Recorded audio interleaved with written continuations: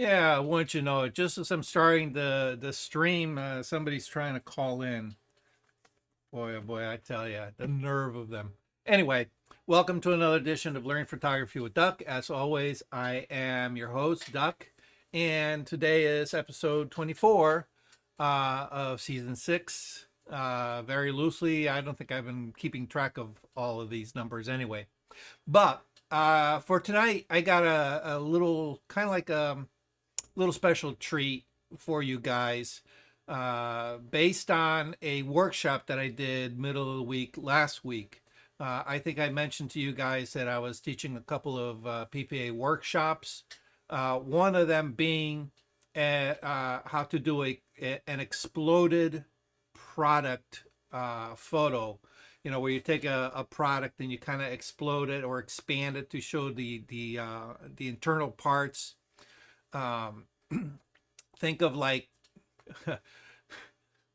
went to IKEA and bought some shelves over the weekend, but think of like the IKEA manuals where they show all the parts and how they fit together, that kind of aspect. And you've probably seen some of the photos in my portfolio. Well, what we're going to be doing is something here. Let me switch over to my desktop. And we're going to be looking at this particular photograph that I created based on one of the products that I offered up for an example during the workshop. So after the workshop, I decided, I spent most of the time during the workshop helping the attendees, wrap their heads around, what it's required. And I let them do the photography. I didn't do any photography. So after the workshop, I said, you know what? This one looks like a lot of fun. Let me go take a look and see what I can do with it. So before I cleaned up the studio after the workshop, I decided, let me play around with this thing and see what I can do. And here's the result. And as you can see, I turned it into a little bit of advertising for myself. I threw this up on my United Photography Facebook page, and I threw it up on Instagram. No, not Instagram, on LinkedIn. So, I figure take advantage of it. But anyway, this is what we're going to do today. I'm going to show you how I assembled it. And I'll kind of walk through the process of how I came up with the way I was going to present it. I'm going to go very quickly over how I shot it. I'm not going to go into a lot of details simply because I want to concentrate more on how to do it in Photoshop rather than the other parts. But you'll get an idea. All right. So anyway, oh, before I do that, I almost forgot. I almost forgot. Let's go back here. Coming up. Where's my coming up? Why isn't that show? Oh, there we go. The Art League of New Britain is going to be hosting an open house next month on the 5th, which is a Sunday. Those of you who are in the area, and those of you who know Robert Fiedler, that's kind of his baby. He's been doing a lot of photography workshops with the Art League of New Britain. So they're going to be having their season open house on Sunday. So if you're interested in finding out what ALNB is all about, what they have coming up, and what other programs, not just photography, but they're all the arts. They cover all the arts. If you want to learn how to draw, if you want to take some painting lessons, if you want to learn how to do collages, they got all kinds of art classes happening there. If you're interested in utilizing their space as a gallery space, they do have a gallery space. I think you have to be a member of ALNB. I don't know the particulars, but those are the kinds of questions that you can ask at the open house, you know. So anyway, I just wanted to do a quick little shout out for Robert about it. And I will be teaching up there. If I recall, I don't think we've set a date yet, but it'll be sometime. It'll probably be on some kind of advanced portrait technique or something. Okay. So anyway, I just wanted to get that kind of out of the way. The other thing I want to share with you guys before we get into the editing part, let me pull up this real quick. Let me slide it over so you guys can see it. On YouTube, this little video popped up in my feed. You know how they kind of like make suggestions of videos that you might be interested in watching. This one came up in my feed, and what I'm going to do is I'm just going to copy the URL, and I'm going to go ahead and drop it into the chat. All right. Because I thought it was such a cool little idea. I'm not going to go ahead and play the video because you know, you guys can watch it later. But what he does is he talks about changing the shape of the aperture of your camera into like a slit. And is having a circular aperture. But what happens if the aperture is just a... See? Oh, there it is. So he creates, you know, he uses an old filter ring, and he substitutes the glass for this slit, and the results that he gets are just incredible. And let me see if I can just, you know, look at that. Look at that. Very much directional, and if you rotate the filter, you get the, you know, the angle of the bokeh part, the part that is out of focus. You get these kind of like striations, and they change angle as you rotate the aperture or the filter ring. Very clever, short little video. Take a look at it, play around with it, and let me see what you guys come up with, okay? So anyway, I wanted to share that because I thought it was a cool little find. All right? Okay. Before we get into this, anybody got anything interesting they want to share? Can I plug something? Yeah, absolutely. If any of you are going to the Big E, it's a juried photo show, and they accepted 3 of my photos. Oh, nice. I won a blue ribbon for an abandoned water pump station with some graffiti, and won a red ribbon for sunset on Halloween night in Milford on the shore. And I won another one, a red ribbon for the Eagle. Nice, nice, nice. One woman, do you remember a woman named Pat who took pictures of flowers? She came to the workshop you did it in Plainville. Yeah, the senior center. And yeah, anyways, you talked editing. She uses Luminar. You might. Oh, okay. Yeah. Yeah. She gets her pictures of flowers published in different online magazines. She entered. They accepted 5 of her pictures, and she won red ribbons for all 5. Nice, nice.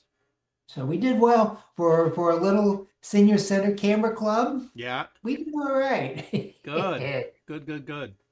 Hey, well, they got good leadership there, you know. Thank you. But Thank you know, it's interesting you should mention the competitions, you know, winning the ribbons, because the Bethlehem Fair, and I think I mentioned this last week, the Bethlehem Fair Yeah. and I think it was Sin Baker had one, or Sophia. Sophie. Yeah, she had. Yeah. I spotted one of hers in there. Yeah. But since that time, one of the videos that I watched was so I'm developing a workshop on pricing. So I've kind of been focusing a little bit and seeing how others have attempted to teach, about pricing, how to price your work and things like that. Uh, and in particular, not so much for what I know with my business. I kind of have that in place, but Mhm. more so of the areas that I'm not strong at, which would be, more of the retail type of photography, people who Mhm. do portraiture and weddings and Have things you like talked to that. Rick? Have you talked to Rick? No, I haven't. Okay. But I kind of do my research at night when Okay. Mhm. the wife's gone to bed. I just got quiet hour Uh, for myself and yes. something to do. So one of the themes that I started looking up was people who sell art prints, because that's something I really don't know very much about, because it's out of my world. However, it's something that might interest you guys because you know Alan, are you here? Alan's not here, no. Okay. He But does that. yeah, Hmm. so I wanted to get an understanding of what is required and how to price that type of work. Hmm. And I learned quite a bit. And of course, along with soaking in all that knowledge about pricing, I also get exposed to other aspects of that business. Piggybacking on that, of course, I've been working with Mark with his judging software. And one of the things that we've been stressing is that entering competitions and especially being able to get feedback from the judges is a good litmus test for how your work is progressing. Okay. So I was thinking about, all the photos that I saw up at the Bethlehem Fair. And then, of course, you got your images that won ribbons up at the Big E. Hmm. So that becomes a litmus test for you guys to see not only, personally, how am I progressing as a photographer, but more importantly, does the public appreciate my work? All right.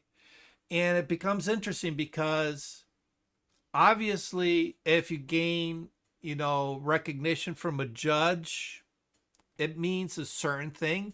It could talk to more of the technical aspects of your photography.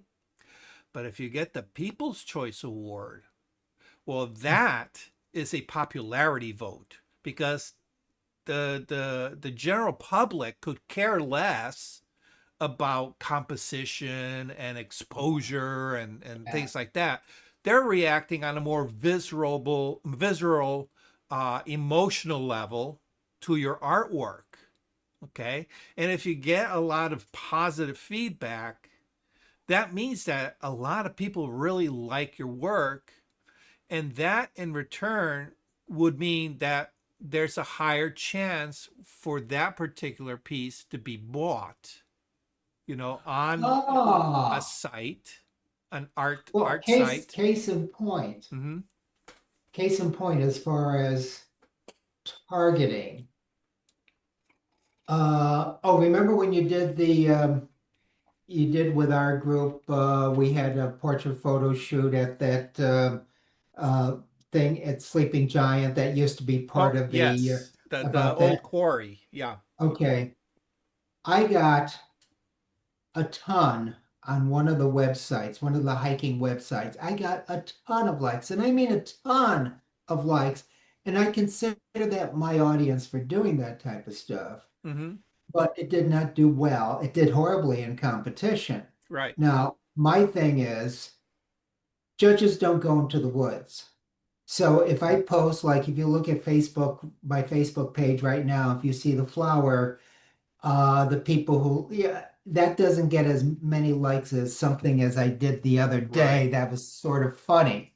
But taking a picture at Bent in the Woods of a butterfly on top of a set of flowers is that's aimed to a certain audience. Right.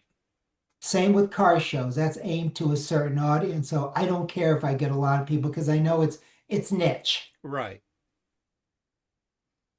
And what I'm trying to say is, I think of who's my audience when I'm doing this? Am I doing it for three judges sitting there studying for 2 seconds and being very critical of every little piece, Right. or am I catering to now the problem with entering, and I want to know how other people feel. The problem with entering competition, I end up editing, and re-editing a photo to get it right. Mm-hmm. Where if I want to get it on and having a journalism background, having to get it on right away, immediacy is Yeah. the value. Today is the value of today's sundown, not tomorrow, Mm-hmm. to get it up right away. But if I'm going to enter in a competition, and in a way that takes the fun out of photography. Catering to Yeah, judges sort but of take the, it depends on what you're trying to get out of it, okay. you know? Um, it's funny because uh, before I lose my train of thought, Uh-huh. I do want to talk a little bit about pricing Okay. and how some of these people are pricing their work Okay. during a conversation. So remind me later if I forget. Okay. But Just one thing about your new setup, as you move in and out, it's refocusing and it's a little distracting is so it? in a way. Okay. As So you yeah, I it- had to reset all my cameras. okay. Well, I say all my cameras. I only got two, and I'm not even using the other one. But yeah, so okay. Thanks for that input. I'll make sure I address it later. Um, but uh, but yeah, so it depends on what you're trying to get out of entering into a competition. Okay. Um, there are, I think, I can probably identify, like off the top of my head, three different reasons. Okay. One of them, like for myself, I'm not a big fan of entering competitions. Okay. But my association with PPA, um, I want to challenge myself personally. And they have several, I don't want to call them degree programs because you're really not getting the degree, but they're kind of like certification programs. Okay. Mhm. The bottom one, super simple, certified professional photographer, which I did like 3 years ago. I'm up for renewal. It just proves that I can do the work on a professional level and deliver quality product. That's all. That's the only thing it's required to do. Okay. But then they have two other merit programs. One is craftsman, and the other is master photographer. Okay. And for these are at a little bit of a higher level. You really, really, really have to prove that you can deliver not only quality imagery, but quality imagery with heart and soul to it. You know, a certain artistic merit, not just the technical part, but also the emotional part. Ah, And that becomes hard, all right, because like anything else, it's a learning process. You learn to hone certain skills, and obviously you start off being very what I would call self-centric or camera-centric, where as a beginner you're concentrating here at what is the camera doing, how do I set these dials, how do I get my proper exposure, and all your attention is here and not out there. Okay, once this becomes kind of second nature, then our attention starts going outward towards the subject. Okay, and then we start introducing lighting. So even though we're focused more outward, not inward, we're more towards the subject, there's still, we're playing with learning the technical aspects of how do we light our environment, how do we light the subject, how do we do, create this effect with lighting, et cetera, et cetera, et cetera. So that's very technical. And then once you've accomplished that, so that you have a preconceived idea of what you're trying to create, you go immediately and set up the lights in the pretty close to what you want to achieve, because you've done it over and over. All right, but once that becomes routine, then you can really focus on trying to get a performance out of your subject. And it doesn't matter if the subject is a person or an animal or a flower, all right, or even a bug on a flower, like you mentioned. Okay, you have to get a certain mood out of your subject. Okay, and that requires honing your visual language, and that can take years to accomplish. All right. And as with anything else, if you try to learn something by yourself, the learning process is super slow and super stretched out, because there's nobody there to guide you. There's nobody to say, hey, you're doing this right, you're doing this wrong. All right, you're doing this wrong, here's how you correct it. Things like that. You're kind of going by the seat of your pants. So therefore, the learning process gets extended. Okay. But when you're one of the tools that's available for us to go and obtain that higher level is by entering our work into sanctioned competitions. Okay, sanctioned competitions being that they are recognized by PPA in order to gain merit points and things like that. And there I go, going out of focus, like you mentioned. I just caught that. So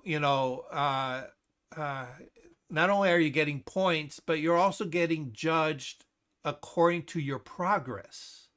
All right, because now I'm getting feedback. All right, and I am also comparing against what others doing. So when you first start off, maybe you're not winning competitions. Okay, and you're looking at the people who are winning those competitions, the same ones you just entered. All right, and you start analyzing, okay, why did they win and mine didn't? All right, and then you start picking up on the little subtleties. All right, oh, they did this. All right, this looks a little crisper, this looks a little bit more artistic, this one speaks a little bit more emotionally. Okay, and once you start recognizing those things that really can't be quantified with numbers like lighting or exposure, because it's, again, working emotionally. All right. Once you start picking up those subtleties and then incorporating that into your own work, it just elevates your work. All right. And then you send it out, you get the feedback. All right. And you've probably done a lot of competitions, oh wow, this is my greatest, and you send it out and it just goes, and then you come back all deflated and you go, all right. But if you understand that the purpose is to elevate and progress your skills, you just don't quit. you say, okay, I'm just going to try better the next time. All right. So that's one aspect of photo competitions, is just to get you from the level you are now to a higher level. All right. And of course, through self-analysis and by having others analyze your work and giving you feedback. All right. So that's one aspect. The other aspect, of course, is maybe a little bit of an ego boost, and say, "Oh, look at all the ribbons I'm winning." Okay, but a wall full of awards means absolutely nothing if you don't do something with it. Because yeah, I can have a wall full of ribbons and trophies, and I can sit there and polish my trophies and dust off the ribbons, but if I don't do anything with it, it's very self-serving, and it's just a empty ego boost. Does absolutely nothing for my work on a realistic level. It just says, hey, look at all the awards I can accumulate, and if I go outside my little circle, nobody cares. Nobody cares how many awards are on my wall. Okay. But if you utilize it, all right, you take those two elements, obtaining mastery and obtaining accolades, and you market it. Okay. And you analyze, okay, why is this working? Competitively, making it an award-winning image. Okay. I can replicate that. Okay. And then I can say, well, all right, I'm going to generate work that, obviously there are so many times that you can enter a competition. All right. But once you understand what goes into a competition winning image and you replicate it, then you can say, okay, here's a whole bunch. I'm going to put them up for sale. All right. And because everybody appreciated that one that you created, that one first place, and you created a bunch of others that would potentially win first place, now you have a body of work that can appeal to an array of people that are willing to separate themselves from their money and give it to you for a print. So now on top of that, you say, hey, look, here's a print. Look at the nice ribbon that I got. I'm an award-winning photographer. Here's all my award-winning images that you can purchase off my site. Now it becomes a marketing ploy. Okay.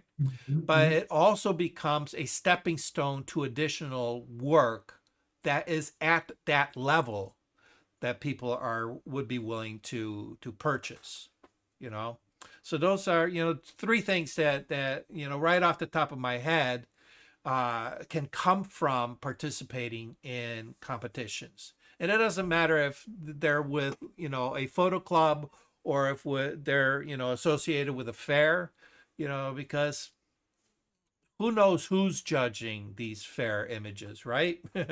It could be a bunch of, people on the board of directors for the fair that know nothing about photography, but yeah, and it exposes you to, other types of work, all right, that are also winning competition, all right.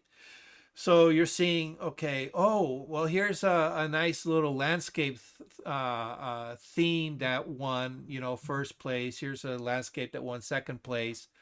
I'm not really strong in landscape, but I can look at what these, photographers did, and how they won. And when you go out, and it says, you know what, maybe I want to add a little diversity to my portfolio of work that I'm selling. Maybe I'll go out and I'll try to replicate a nice landscape that people would want to buy. All right. And it just kind of gives you that boost upward, that head start, you know? So anyway, hopefully you get something out of that. Good conversation, Thank you. Thank you. you know, but yeah, take it for all it's worth, you know? Hmm. All right. So let's get into this this image here. Okay. Oops. Let's go. All right. So this is like I showed you earlier. This is the image that or the advertisement that I created. All right. And this is the image that I generated for that ad. Okay. And if you look at it, you're going to find some flaws because, like I said, I attempted this after the workshop. So it was, in the evening after a full day. I was a little bit on the tired side. I kind of rushed it. All right. No, not kind of. I did rush it. So I wasn't putting 100% effort into capturing the best images for this. But I just wanted to take advantage of the setup at the time. I had the prop. It was already, taken apart, the whole 9 yards. So this is what I got. Okay. And this right here is the setup that I created. All right. So, actually, let me. So this is the setup that I created. And of course, you're gonna look at this and go, "What the heck is that?" All right. But what it is a glossy black tabletop. It's actually a cabinet door from IKEA that has a glossy black surface. And it's, I don't know, 18, 20 inches, 22 inches by 22 inches square, you know. And what you're seeing here is the reflection of my light source. Okay. So what I did is I was using continuous light, and I was using a circular modifier. So what you're seeing is the reflection of my modifier in the shiny surface of the cabinet door, reflecting into the camera. All right. And I don't know if you guys can see. Let me go. Where are we?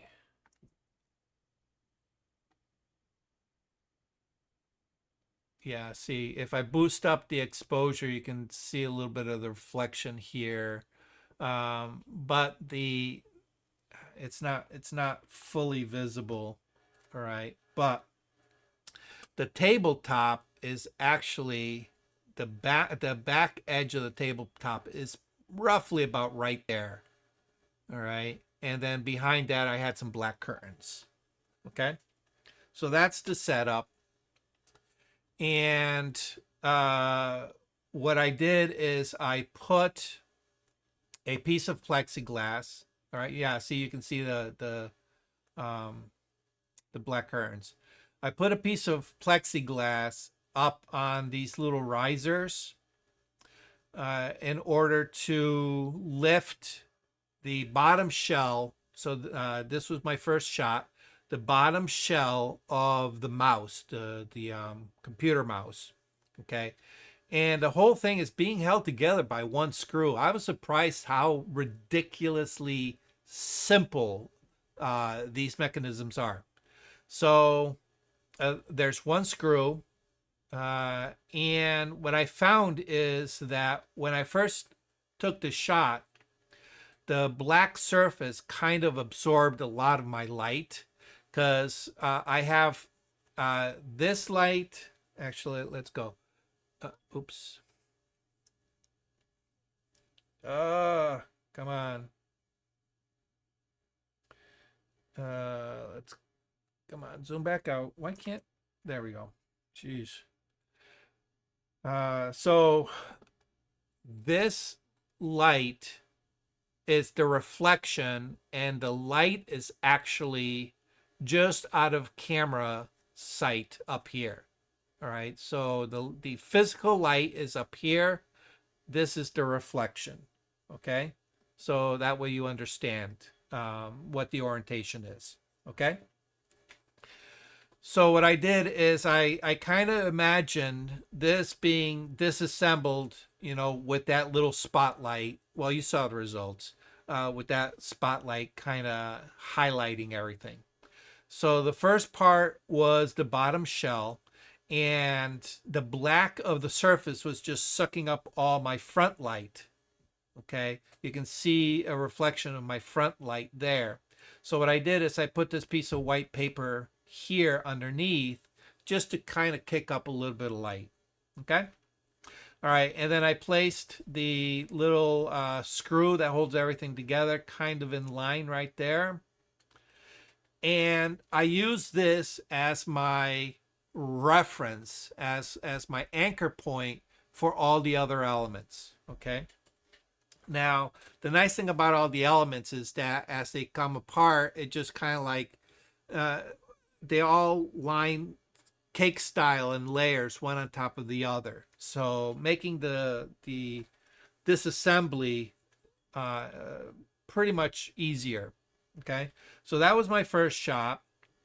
Then utilizing that, what I did is I put the control board on this stick. I just kind of pressed it with some tacky stuff, and I took a few shots at slightly different elevations above the shell. All right, and I ended up using this one, but if you look, it's a little bit out of focus. All right, this is what happens when you rush and not take your time. Okay, all right, but I was looking to do more of a demonstration than anything. All right, and the end result is going to be used for, you know, low resolution anyway, so I'm not too critical about it. So there's the board. Then the next part is the axle. I call it the axle, but this is the little piece that kind of holds the mouse wheel, the little wheel that you can rotate and click on the top part of a mouse. Okay. Then I photographed the wheel itself, and when you want to activate, you know, that wheel kind of becomes, it's the scroll wheel, so it scrolls the screens up and down, but you can press it and it becomes the middle button. All right, because you have the left and right button, and then the wheel is the middle button. So there is a little tiny spring. All right, you can see it there. See how blurry that is? All right, but there's that tiny spring that allows you to use it as a button. Okay, then the cover. Okay, then I moved the whole thing out of the way, and I took just the tabletop by itself. All right, and then I brought all that into Photoshop, and then I realized that look how blurry that is. That was unacceptable to me, so I reshot this. I could not use that. All right, even though it was going to be used for a low res, so I ended up just kind of last minute, after I had cleaned everything up, I rushed and kind of reassembled everything back together. I didn't use the backlight, I just used the front light, and I took a picture of the cover, all right, with the lettering looking a little bit more sharp. Okay, so those are all the parts. Any questions about shooting the parts? All right. Again, this isn't a tutorial on how to, take apart something and photograph it in parts. This is about the actual final composite. Okay. So what I did is I then clicked on the first image. Here, let's go to here. Clicked on the first image, shift clicked on the last image and collected them all.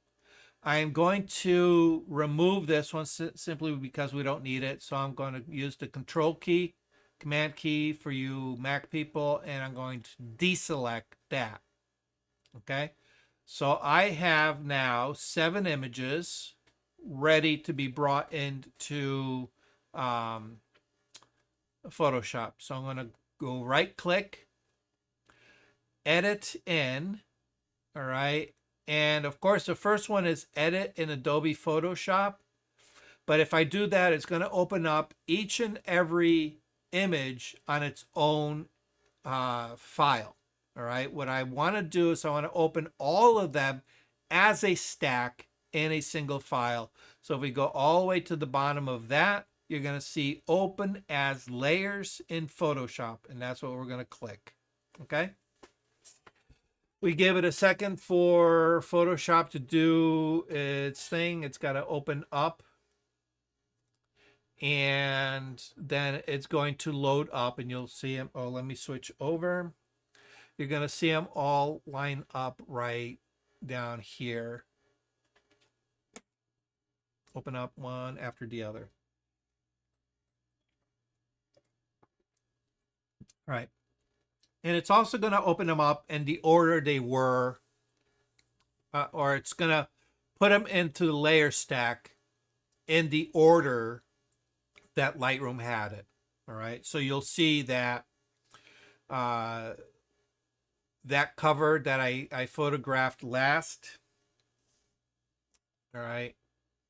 That's right here with everything else stacked on top of it. Okay.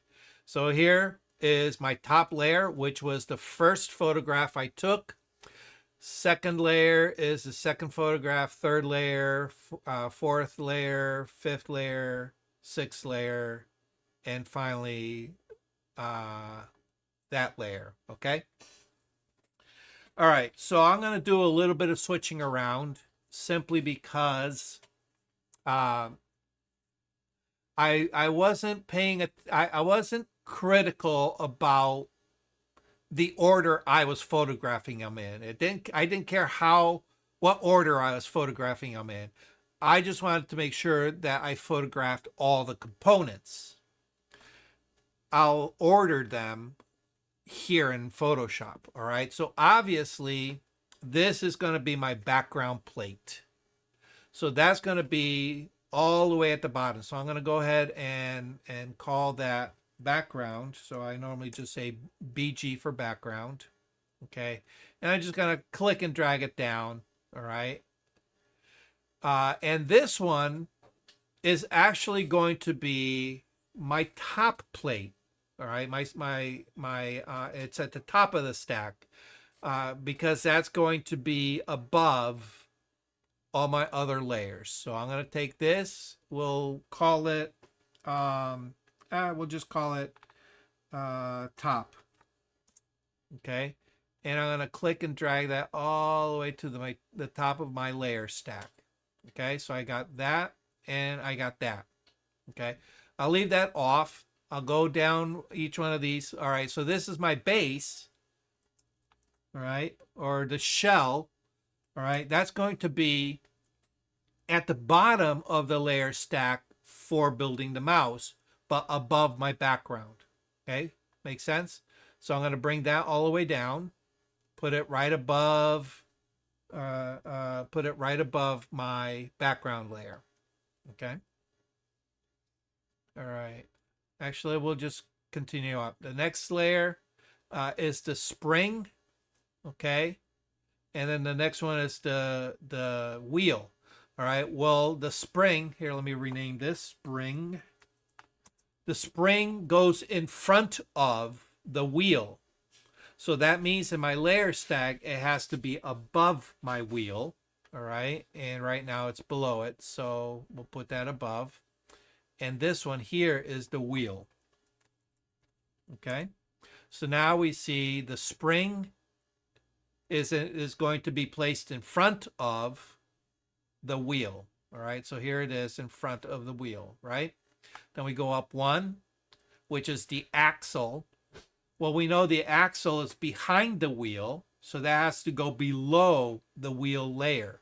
All right, so let me rename this axle, and that's going to go below the wheel. All right.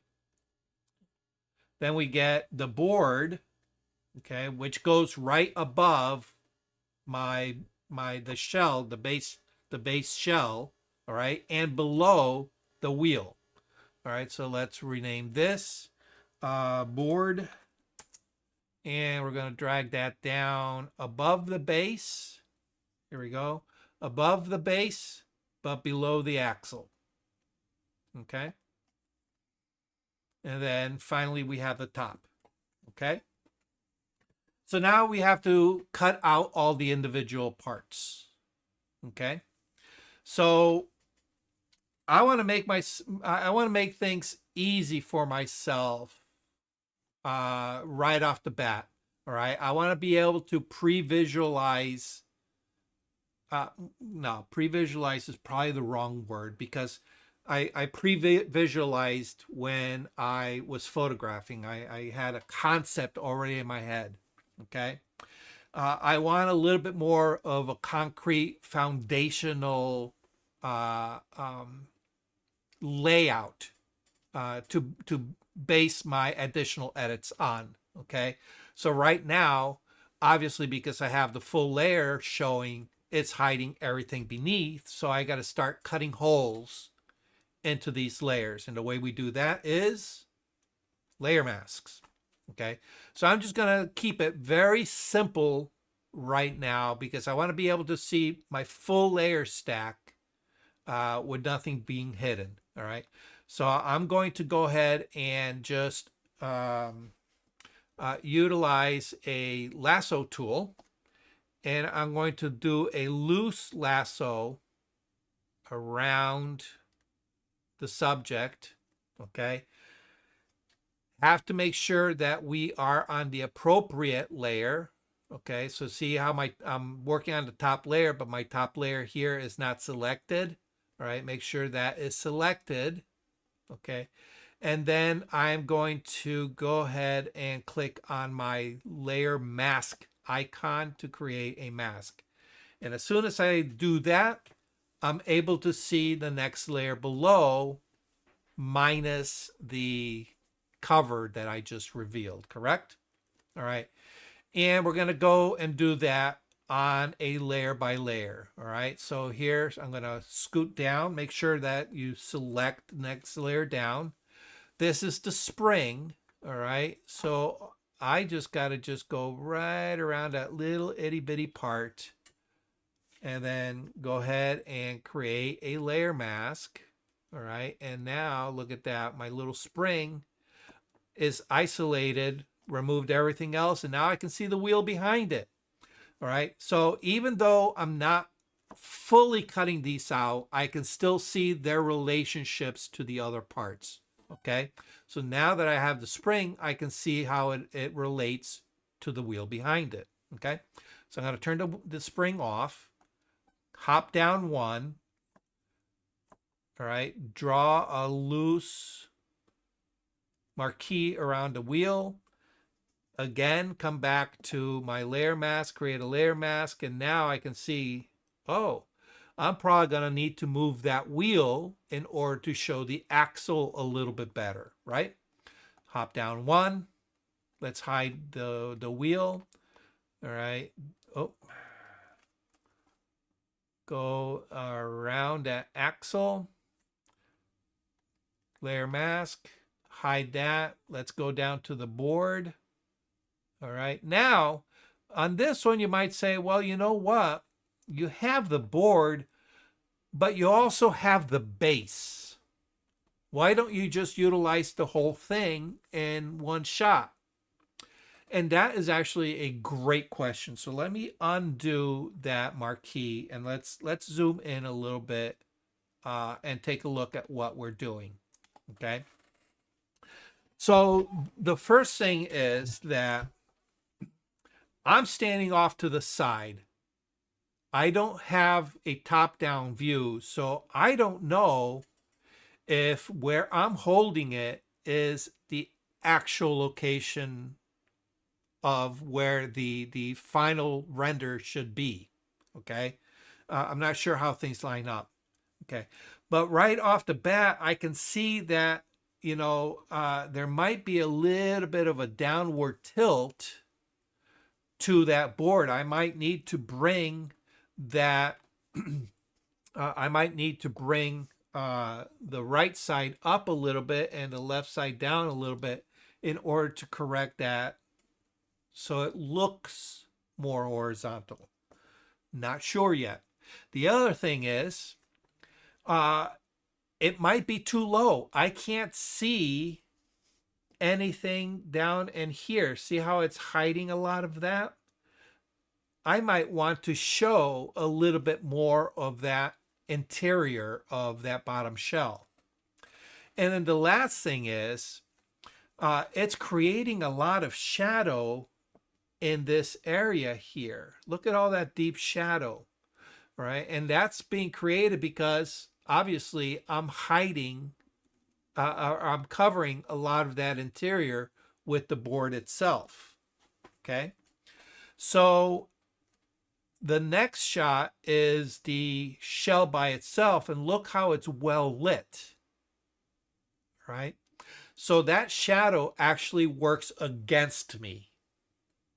All right, makes sense? All right. So that's why I'm just going to go ahead and isolate this on its own. Oops.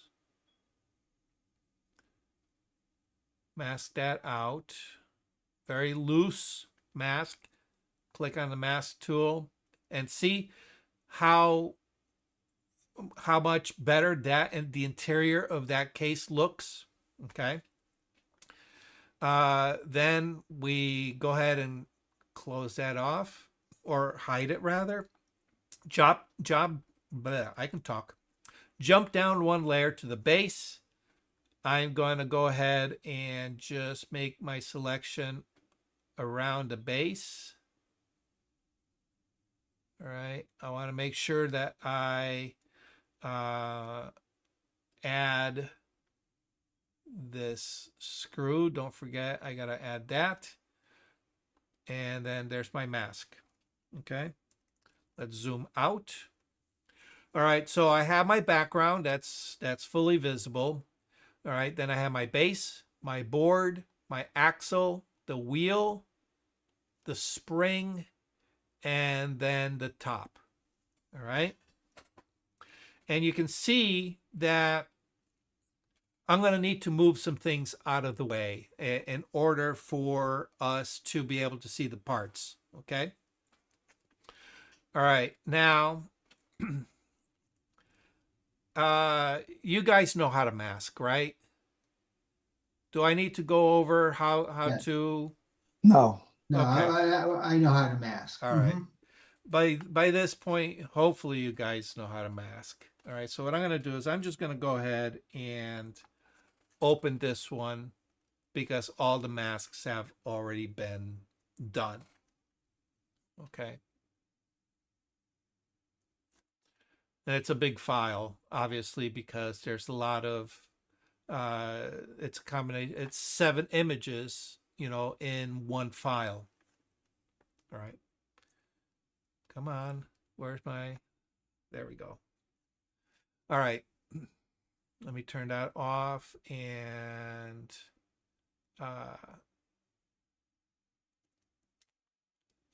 I'm going to go through. Let me turn that off. All right. So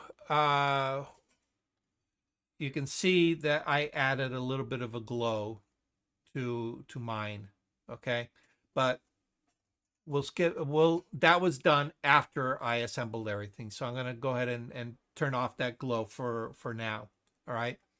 But here we have all my all my layers. I have the base, I have the board. Oh, that's the one I forgot. I forgot to photograph the cable. So I ended up having to again go back and photograph a cable. All right, so I have my cable, all right, which I should cable. All right, I have my axle, I have my wheel, the spring, and the cover. All right. And as I am assembling things, all right, I am correcting. All right. So let me go ahead and turn some of these off and just go down one step at a time. Okay. So the first thing is I created a mask for the shell and the little screw at the bottom. Okay. And I really didn't have to do much with this. I liked the lighting. It fit in very nicely with that little spotlight behind it.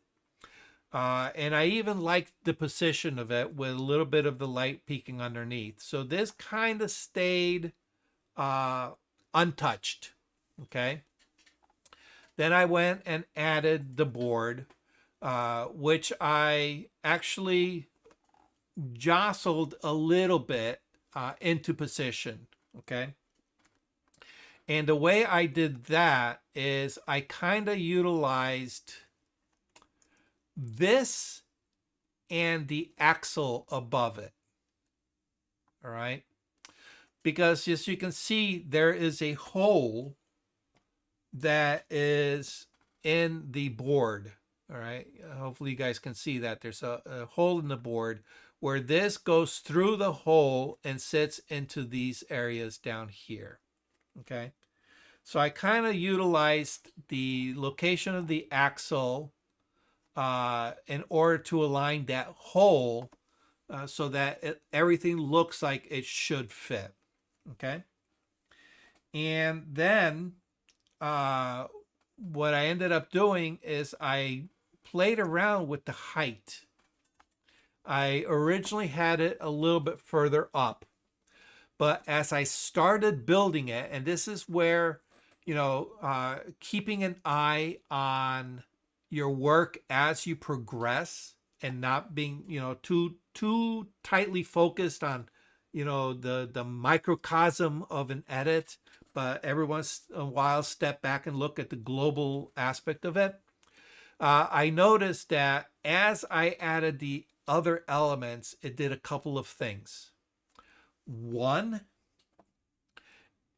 everything started growing exponentially higher, all right, with the layers, so that I started breaking too high above this little spotlight that I created, all right.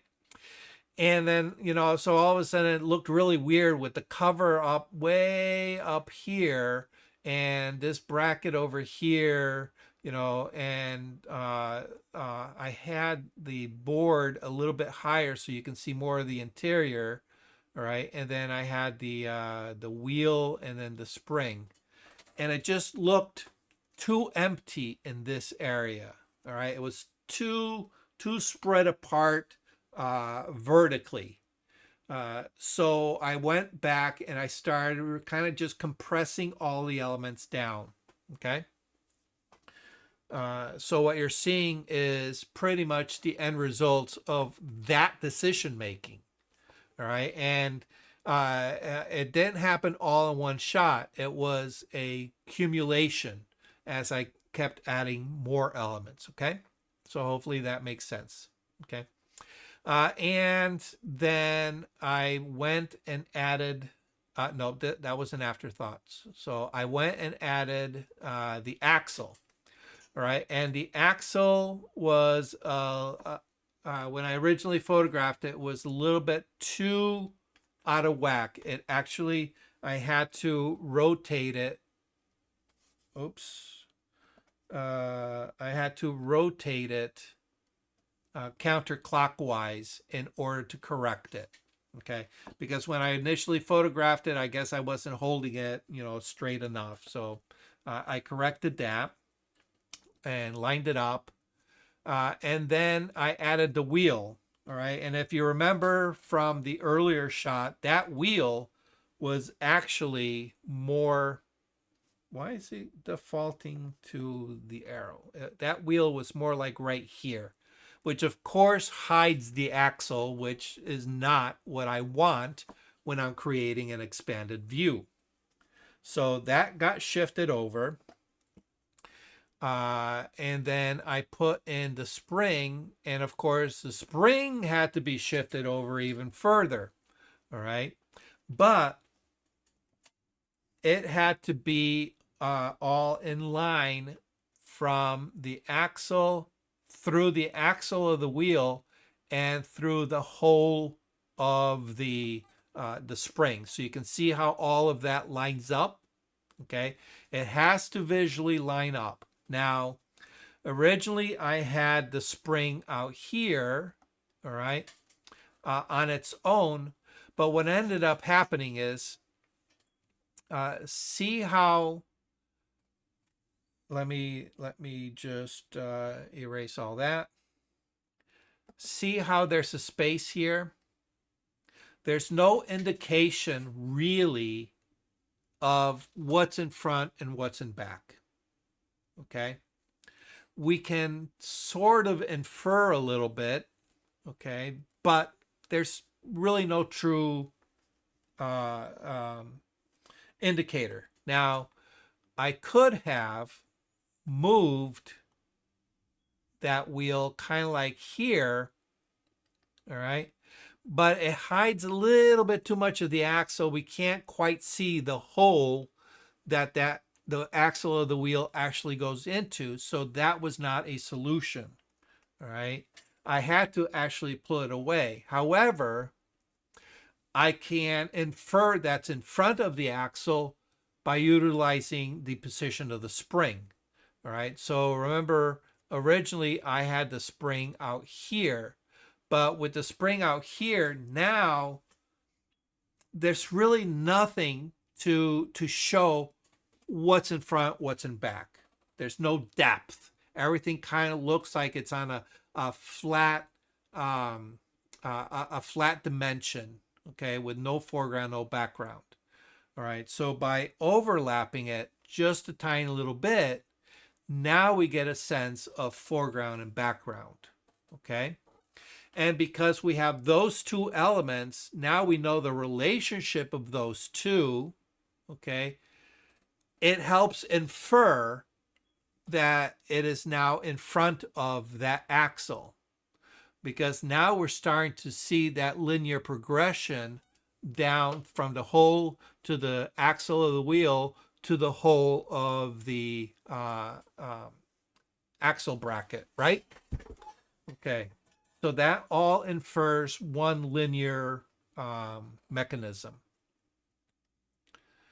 From there, it was just a matter of adding the cover. And as I mentioned before, I originally had that cover way up higher, exposing the top part of the light. And actually here, let me move it up and I'll show you what that looks like. The bottom of that cover kind of gets lost. All right. We have black plastic against a black background.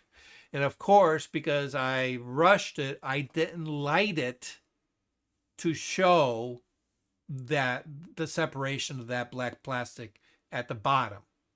Had I taken more time and put more thought and effort into it, I probably would have lit this differently, but I didn't. So it needs to go in front of that light in order for us to see, the detail underneath. All right. Now, once I had everything in place,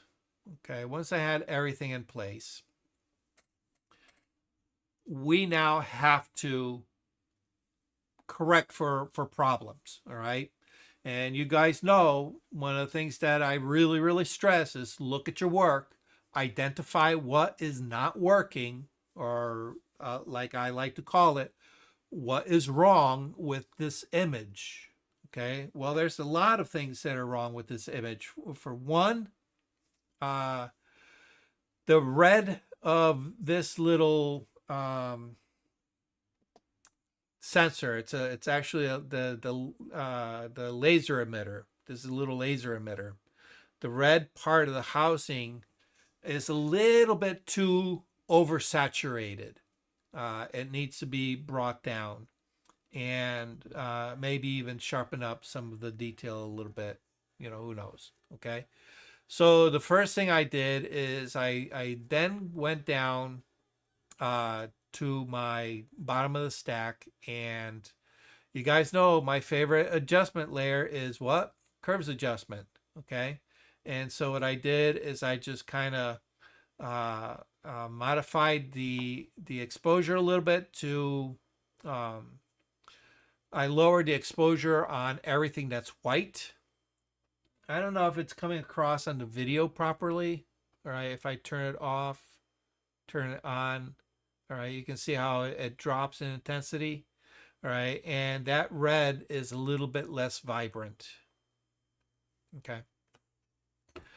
At this point, at this point in my edit is when I was looking at this thing right here. And this made me realize that, you know what? There's supposed to be a cable, a little a wire plugged into that outlet.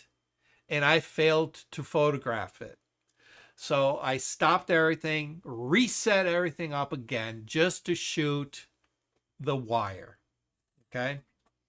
And there's our wire. Okay.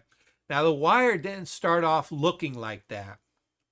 The wire, let me see if I can use, the wire was actually, it hooked up a little bit higher up and then dipped down, and actually went up, dipped down, and that little bend was right here. All right. And it actually went out of the frame right there. Okay. So when I photographed it, not only was I not in the right position, but I was over too far to the edge of my frame, that the edge of, my photo frame cut off too much. Okay. So now I had to kind of figure out a way to make what I photographed, all right, fit the layout that I spent, a good half hour creating. So what I ended up doing was applying a puppet warp and edit about halfway down is puppet warp. And you can see what I did is I actually cut out all the background from it. Puppet warp works best when you're just dealing with the object itself. All right. And all I did was I came along and I said, okay, well, I have where it plugs in. I have that pretty much set. So I'm going to put a little pin right there. I don't know if you guys can see that. Okay. And I said the curve going up was pretty good. So I look for a natural point, a natural position somewhere along my subject to put a point where the puppet warp's going to allow some flex. All right. And that was right here where the wire starts going into that black plastic casing. Now, this part of the wire, or I should say, this part of the wire and this part of the wire were not this straight. There was curves. There was a little bit of warping. All right. That needed to be taken out. All right. So the nice thing about it is that I can put another point somewhere else further down the line. Okay. And just to show you, this was more like this. Okay. So what I did is I put that and I just kind of like dragged it down. Control Z. Come on. Damn it. All right. Well, I'm just going to have to put it back. All right. I put it there. All right. And then I had to come in and kind of put little points along the way to kind of correct things. All right. And kind of cajole the wire into a path that seemed natural, would allow the eye to fill in, you know, how it travels behind everything else, and not create too much confusion to the parts that are in the front. Okay. So all those things needed to be allowed for. And then it was just a matter of putting points and just manipulating them. And what ended up is this was like over here, I ended up really dragging it off the page and extending the length of the wire in post. Okay. Everybody understand how Puppet Warp works? Yes. Okay. All right. So, like I said, that was an oops. Doc? Yep. Before you move on, I think it's behind you where your image is. How do you get to this puppet warp? Oh, sure. So you go to edit. All right. And then about halfway down is the Puppet Warp. It's grayed out now because it's actually being used, but it's halfway down. Okay. Okay, thank you. So edit, Puppet Warp right there. Okay. All right. And you basically, actually, I kind of liked, what'd I do? And then once you cajole it into place, you hit OK. It accepts all the modifications you made, and there it is. All right. Then let me zoom out a little bit. Okay, then what I did is I just added a little bit of shadow to the end so that it makes it look like it's just kind of fading off into the darkness off to the side. Okay. Now, why do we do that? Why would I darken as it goes off to the edge? Right? This is a compositional decision because now that wire, all right, that wire becomes a leading line that goes from my subject off to the side and out of the frame. I want people to maintain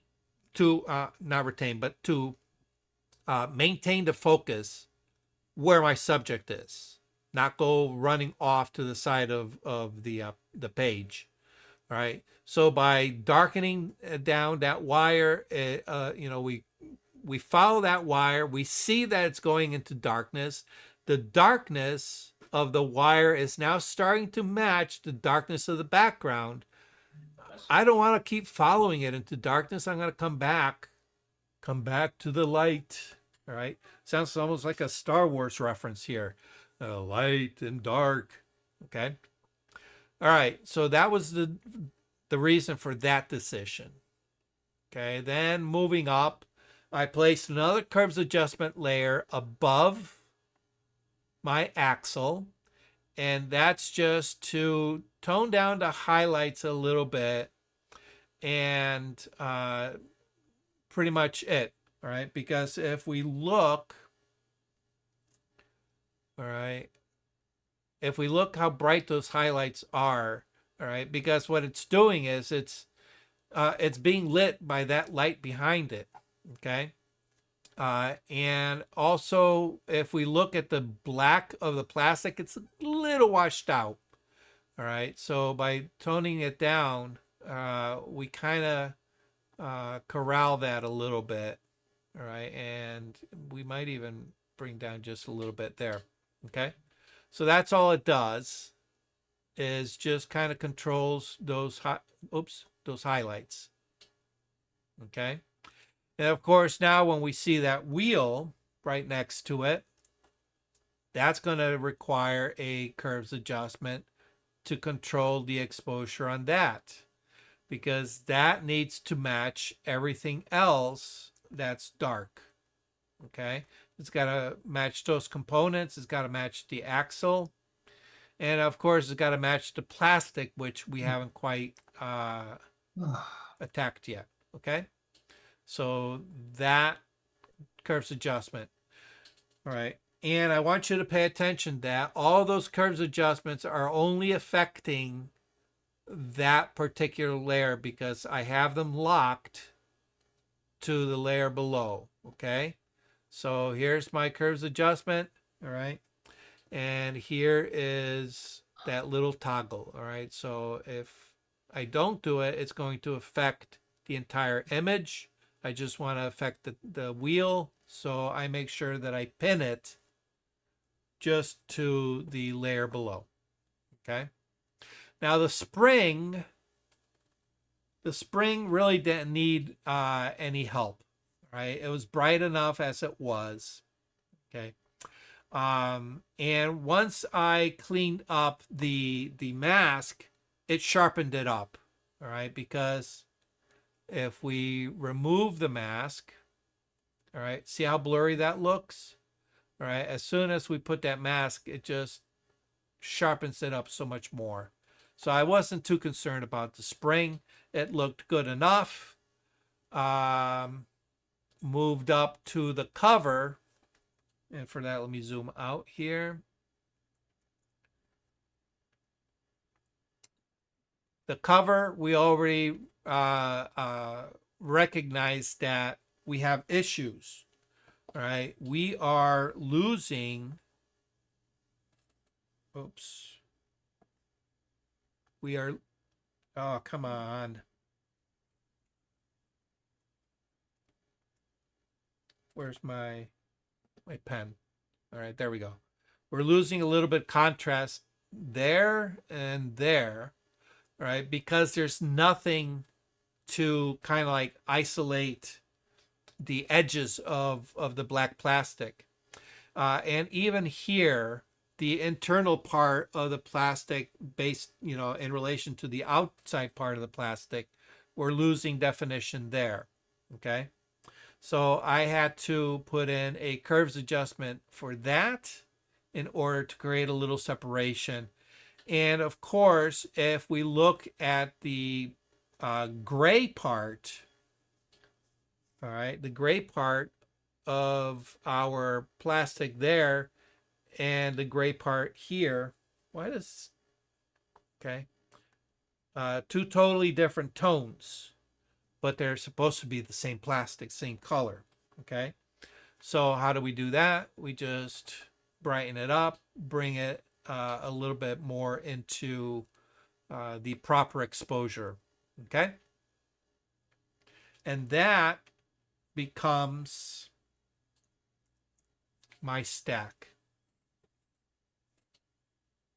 Any questions with any of that? No. Okay. The last and final thing is creating a little bit of cohesion, right? So if we look, we have the plastic of the case at the bottom, the plastic of the case at the top. Definitely very sharp. You can see all the detail. But because I was a little bit rushed and not paying attention, you can see how in the middle parts, okay, especially when we look at, these elements here, this element here, this here, okay. Even if we compare the plastic there to the plastic there, you can see how much softer this is, all right, soft in relation to the top. So we needed to, fix this a little bit. So one of the things that I like to do is, on top of everything, I like to create a high pass sharpen. And I don't think I've ever covered a high pass sharpen before. Let me pull it out. Okay. So the way a high pass sharpen works is we do what is called a clone stamp layer, where we take everything. Let me move out of the way here. Where we take everything, all our layers that create our image, and we flatten it into a single layer, but we leave our original layers alone. Okay, so we can do this. The shortcut key is Control Alt Shift, Control Alt Shift, or Command Option Shift for you Mac people. All right, plus the letter E. All right, so Control Alt Shift E. All right, there we go. Make sure you have the layer selected. Okay, and it's going to create a copy of everything that's visible, but compressed into a single layer. Okay. All right. From here, let's see if I can remember, because I normally use an action for this. All right. We're going to do a high pass filter, other high pass. Okay, so we go to up to our window here. We go filter, other, and then you're going to see high pass. Okay, and typically I work something with low numbers. Now, depending on the resolution of your image, all right, now I'm working with a high resolution file here. All right, depending on your resolution, the smaller your resolution, the smaller those numbers need to be. Okay, so you can see right here I have a radius of 4. Okay, and what I want you to do is I want you to see what it's looking for is it's looking for that edge contrast. Okay, but it's looking for the edge contrast based on a middle gray overlay. So you can see how everything's kind of like that middle gray. All right, so it's going to look at the contrast, and you can see, like, for example, all right, if I just click on it, you can see that I'm clicking on that black rubber, that black insulation rubber of the cable. Okay, so we have black of the rubber against white of our background, that circle spotlight. Okay, can't get more contrasty than black on white. All right, so as soon as I let go, it's going to do the high pass conversion. You're going to see, all right, let me magnify this even more. You're going to see what it's doing is it's enhancing the contrast along that edge. And how do you enhance contrast? By pushing the separation between light and dark. Okay, so you can see where everything, where that the black rubber was, you can see how it follows along that edge, and it just kind of darkens that edge. And then where the white was, it's adding white or lightness to that middle gray. Okay, what it's doing is it's exaggerating the contrast on our high pass layer. All right, So what I want you to do, let me take the magnifier glass off. I want you to look at how that behaves when I bring my radius down to like 1.5. See how much thinner that is and how much less contrast? Okay. That's all the radius is doing. All right. It's saying the bigger the radius, the more contrast per edge I am going to use. However, it can get too ridiculous. All right. And then when we start going into really high numbers, it's going to start making your image look a little crunchy. Okay. And a little bit over processed and a little bit unrealistically sharpened along edges. All right. Because right now what we're seeing here, again, I purposely showed you the edges where we have the most amount of contrast. But we also have, if we go to like our cover, we can see the texture. All right. See the texture here? Okay. It's going to create that light and dark push, all right, along the edges of that contrast, or I'm sorry, of that texture. So guess what it's going to do? All that texture on the plastic is going to get accentuated. So you have to be careful. You have to find the balance, all right? Fortunately, we can use masks to remove, the high pass sharpen off of certain elements, but I normally on products, I will keep it anywhere between 2 to 4. Okay. All right.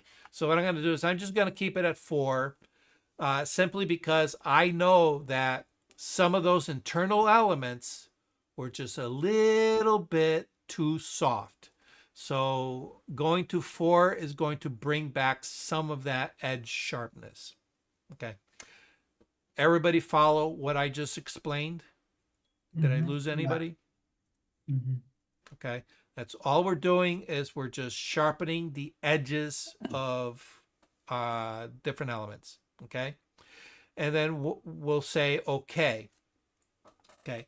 Now, obviously, this is garbage because what we are seeing is our original image converted to middle gray, and then anywhere there was an edge, it lightened it to one side and darkened it to the other side, but everything else stays middle gray. All right. Now the reason for that is now we can apply a blend layer, a blend mode to this middle gray so that it interacts with the actual images in the layers below. Okay. What are our layers that interact with middle gray? Do you guys remember? Should I put you guys to the fire here for a test? All right, remember, when you're looking at this list, okay, these are our layer modes, or our blend modes, okay? The first chunk, we always read, what is that top one in that list? That's going to give us a clue, all right? Darken. That's exactly right. Is going to darken. So at which end of the exposure, from black to gray to white, are my darken modes going to affect? More on the darker pixels, right? Makes sense, right? It's going to darken anything from middle gray to dark. It's going to darken those. All right. So anything that is gray, and then depending on which one you select, is going to apply more darkening or less darkening. Okay. The second set is the lighten. Obviously does the opposite. It lightens, and of course it targets the other end. Okay. Therefore, now we have a slightly bigger chunk, and it starts with overlay, which for most of us doesn't really mean anything. Okay. It's just from experience, we understand that that group does not target the dark side or the light side because that's handled by the two above it. Therefore, that group targets anything in the middle gray. Okay, so that's a great way of remembering what these different modes affect. Okay, so we know we're going to be selecting something from overlay on down. All right, and obviously I know which one it is, but if you don't, all you got to do is take a look at actually here. Let me put it back to normal. Let me zoom in. Oh, let me zoom in. Where's my zoom? All right, let me zoom in right to here. There we go. Okay. I'm going to, all right, there's my darkens. There's my lightens. All right. All right, here's overlay. All right. There's soft light. All right. Overlay, soft light. Doesn't really do much. I'm still seeing, kind of like that softness. Hard light. Oh, look at that. As soon as you go from soften to hard light, what do you notice about everything? Suddenly we're getting some sharpness. See how automatically it goes from little blurry to sharpened. All right, vivid light. Oh, now it's starting to look crunchy when we go into the vivid light. Okay, then we go linear light, vivid linear. All right, as soon as we go, I want you to look at the black sections. Okay, look at the black areas of the black plastic. We go from hard light to vivid light. Notice how we're starting to lose detail in those dark areas. But as soon as we go into linear light, we regain it. All right. So vivid light, I won't use. Linear light, that looks good. Okay. How about pin light? Oh, no, that does absolutely nothing. As a matter of fact, if anything, it makes things look a little bit softer. All right. And then hard light. No, this is definitely that effect is called posterization. It's posterizing all our colors. So that's out. So it's either linear or hard light. Okay. So those are your two choices that are going to give you your sharpening effect. Okay. So I'm just gonna linear light's a little bit too crunchy in that little in the smaller detail. All right. So look at the noise of where the black plastic is. I don't know if it comes across on the video, but if you look at the noise of the black plastic from linear light to hard light, linear light really accents that noise a little bit more than the hard light. So I'm going to stick with hard light. Okay. So that's before. See how soft that is? And that's after. Before and after. Okay. And what I would suggest is turn this into an action. All right. Create an action.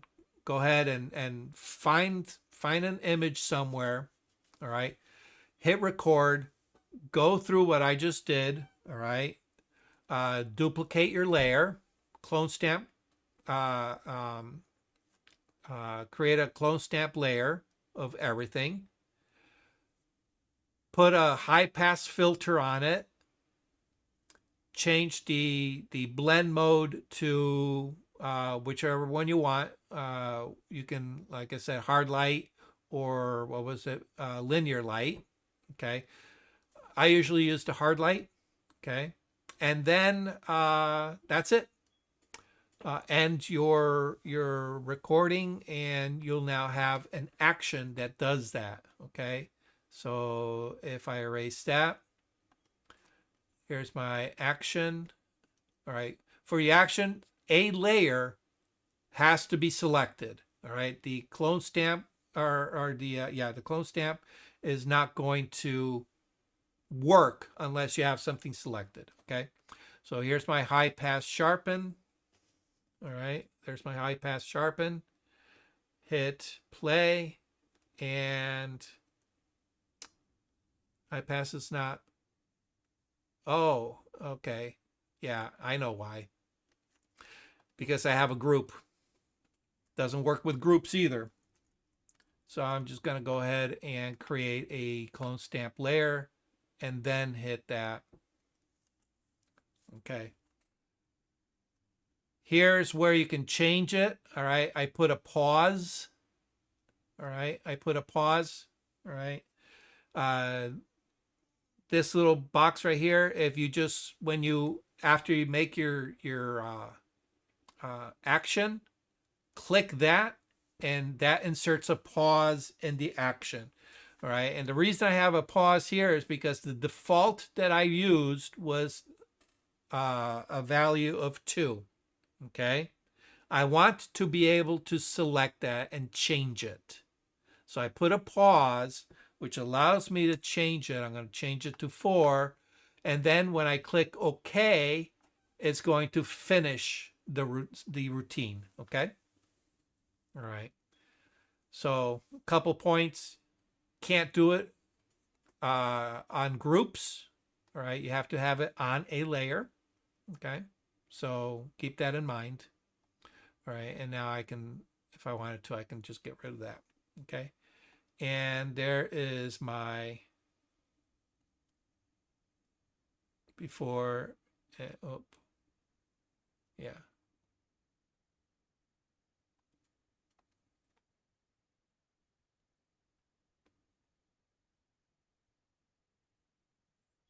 Why is it not doing anything?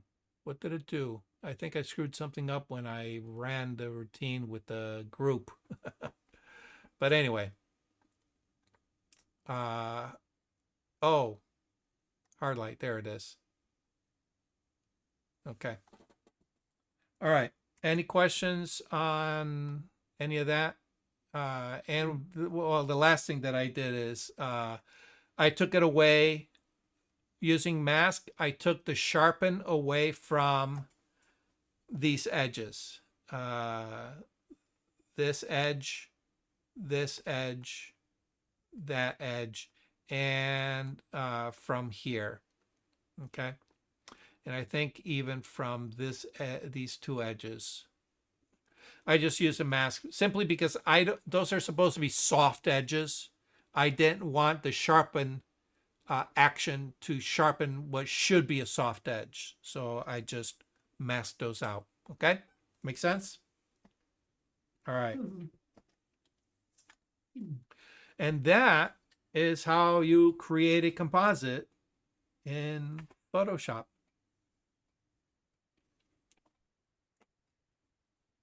Any questions? No. All right. Now, the nice thing about something like this is that it's super easy to do in your own living room, on a little, or in your dining room. Clear off a section of your dining table.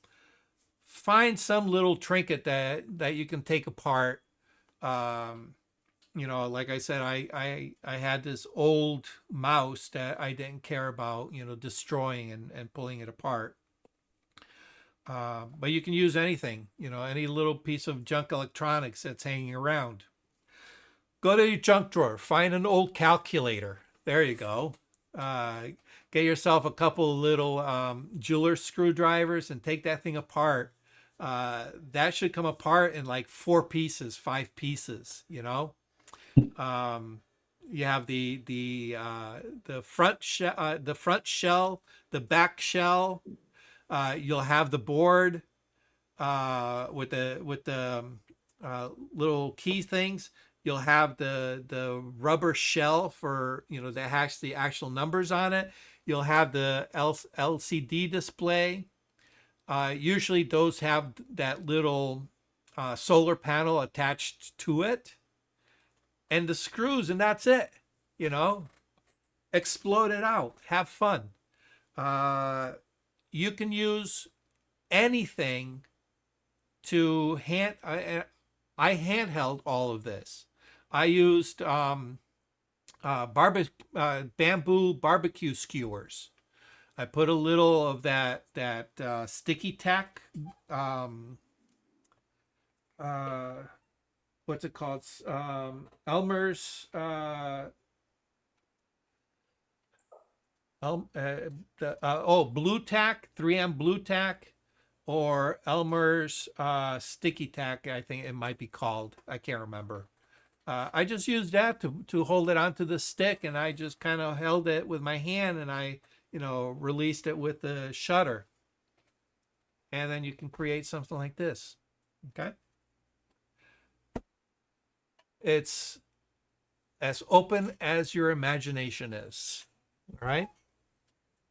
Okay. That's pretty much what I got for you guys. So, Duck, back to your way you set that up with your sticks. If you had something heavier, then I imagine you could do the same if you suspended it with wires? Yes. Would that, Oh, yeah. Yep. Actually, here, let me switch over to the studio camera. Oh, wrong one. Here we go. Let's go here to the studio. All right. This is my current setup. That I'm photographing these mop handles. All right. I don't know if you guys can see it.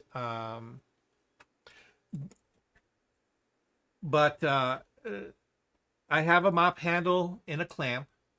Okay. But before I had it in a clamp, I don't know if you can see, I have a hook. I don't have my microphone set up. I have hooks hanging down. So what I had one end of the mop handle here, one end of the mop handle here, and I suspended it, and I was able to photograph it. All right. So all I'm using is, a background stand. I got two light stand uprights, all right, and a background crossbar across the top. It's hidden by the light up top, and I just have clamps, 8 clamps with the fishing wire attached to it. So nothing fancy, okay. You can use popsicle sticks, all right? If you want something that's a little bit flatter for whatever you want to balance, put a little sticky something on there, all right? And then you're able to manipulate the stick up and down this way, and also rotate it to be able to control it. The key is whatever's supporting the piece has to be behind. You don't want anything in front of, because then now you have to, somehow get rid of whatever's crossing in front and fix and regenerate, whatever thing. I have little clamps.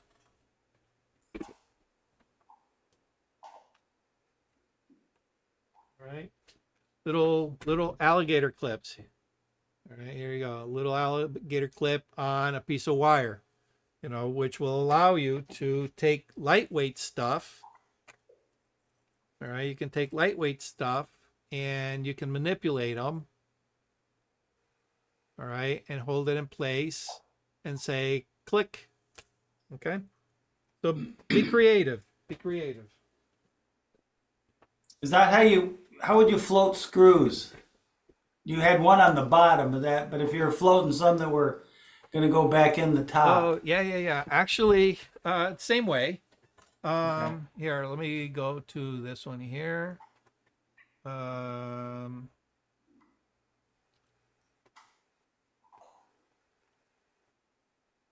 where is it here? All right, see, that's my skewer, my barbecue skewer, with a little bit of blue tack holding the screw. All right. Now, for example, the calculator, there may be 4 screws. All right. So all you do is just take one, put it on the end of the stick, and move that stick around into the all 4 positions. Okay. And the nice thing is you don't have to be precise. You just have to be in the general relative area of where the screw should go. Okay. Because what you want to capture is kind of like that perspective. All right. And if you are using, a soft focus for background elements, so maybe the 2 screws towards the back are going to be a little bit out of focus. Well, you want to make sure that you photograph those towards the back, so when you photograph it, it's a little bit out of focus. All right. And you can see from here how easy it is to just be able to, mask all around that screw, and get rid of the support. Okay. All right.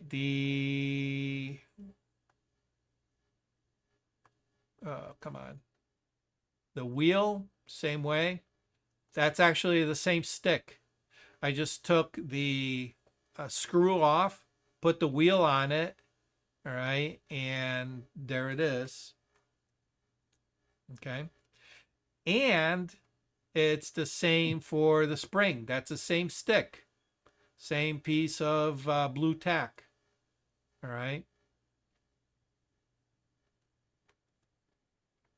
And same stick. All right. But in this case, I put a little bit of blue tack. Places. What's that? Glued it in 2 places, Yes. so it doesn't swivel. Correct, in 2 places. And I use bigger wads of the tack to make sure it didn't, flop over. But if it's too floppy, just use 2 sticks. Put 2 sticks together, and you're going to have yourself a steady enough platform that you can still hold with one hand. All right. So in this case, I just, put a little bit of blue there and a little bit of blue there, so that they were out of sight of the camera, and they're right on that stick. And here it's at the end of the stick, because there's my stick right there. Okay. And here's the stick going through. All right. And it's right on that stick. And Okay, that was Doc, enough to hold it in place. Did you tether that so you had the right angle, the right dimensions forward and backwards, or did you? Yeah, did you because make the size different as yeah. So because I'm actually standing right next to it. Okay. So I'm actually on a wired shutter release. Okay. Yeah, okay. So I'm actually standing right next to it, and I can actually lean over and look down, and gauge, It's this size. left to right, front to back. All right. And then once you're off to the side, you can gauge your elevation. All right. And then the thing is, I suggest take multiple elevations. Okay.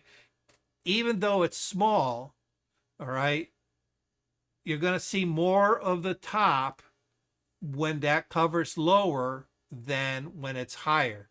When it's higher, you're going to see more of the side of that cover. So you may say, I don't know where I want to put that, height wise in relation to everything else, take a couple of shots, one low, one middle, and one a little bit higher up, and then pick the appropriate one later. Okay.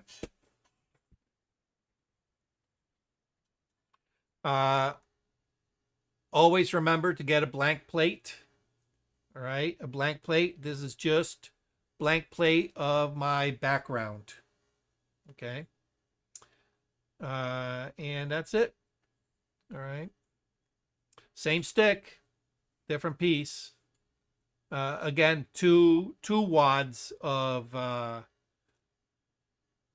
blue tack. As a matter of fact, you can see the bottom of the tip of my stick right there peeking out. So, all right. So hopefully that gives you some ideas. If you have a plastic knife, I don't have a plastic knife. I have a metal knife. If you have a plastic knife, put a little blue tack on the end of a knife. This right here is a great little platform to manipulate things. Okay. So bigger items, I've used rulers. Okay. I actually have a metal ruler that I prefer over my wooden one. But you can use a metal ruler to manipulate things. You can see in this particular image, I have a piece of plexiglass. All right, so you can stick it to a piece of plexiglass, and you can angle the plexiglass.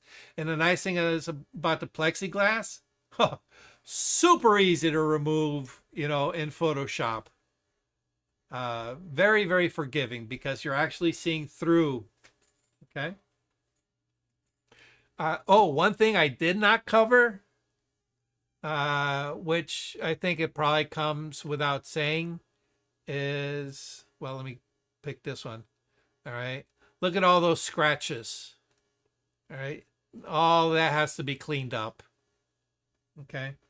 So if we look at the final piece here, see how clean I got rid of all those scratches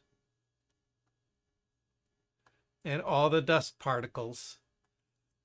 The bane of a product photographer, dust particles. Because when you look at when you're holding something in your hand and you're looking at it, it looks relatively clean.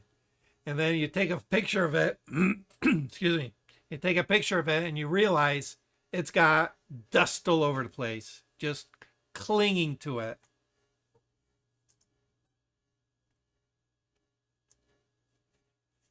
All right, come on, where's my zoom?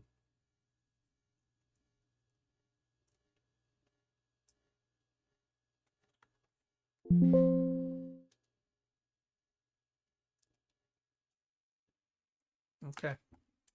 That's it. That's all I got for you guys. All right. Go out and start creating.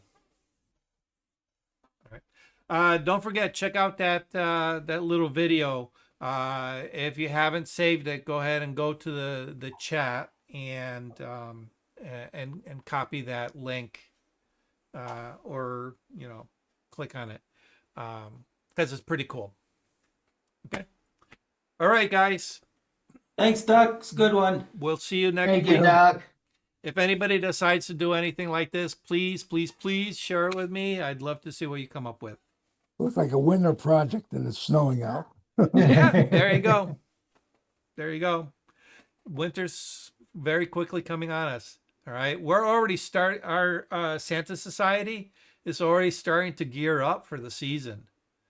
And here it is, mid-September. We're already getting people calling, looking to hire Santas for the Christmas season. It's nuts. It's never been this early. It's crazy. Snowflakes were spotted in Michigan last week. No way. And there was a snowstorm somewhere in some pass in Colorado last night. Whoa. Wow. Okay. You're going to be busy this year, Doc. They can Yeah, keep they can keep the snow. yes, they can. I like shoveling rain. Yeah, that's me. Absolutely. All right. Awesome, guys. I appreciate you guys. Thank you for hanging out with me. We will see you all next week. Okay. Next month or next week? Oh, what are we? Are we? This is Is This is it a 5-week month. You were by yourself on the first of the month. Yes, I was. You want to do something next week? I can do something next week since you guys missed the first one. I'm okay with that. okay. Okay. I can be here. Okay. I'll put it on my calendar. Good. All right. And if anybody has anything that they want me to cover next week, shoot me a text, email, or give me a call. Okay. Okay. And we'll see you next week then. Thanks, Okay. Doug. Good night, all. I appreciate you. Bye. Take it sleazy. Thank you for watching Learning Photography with Duck. Brought to you in association with Milford Photo, your local full-service camera store. Located in downtown Milford, Connecticut, Milford Photo offers you a personalized shopping experience. From the latest camera gear to printing and framing services. And, of course, educational workshops to teach you the finer aspects of photography. Don't forget to tell them Duck sent you.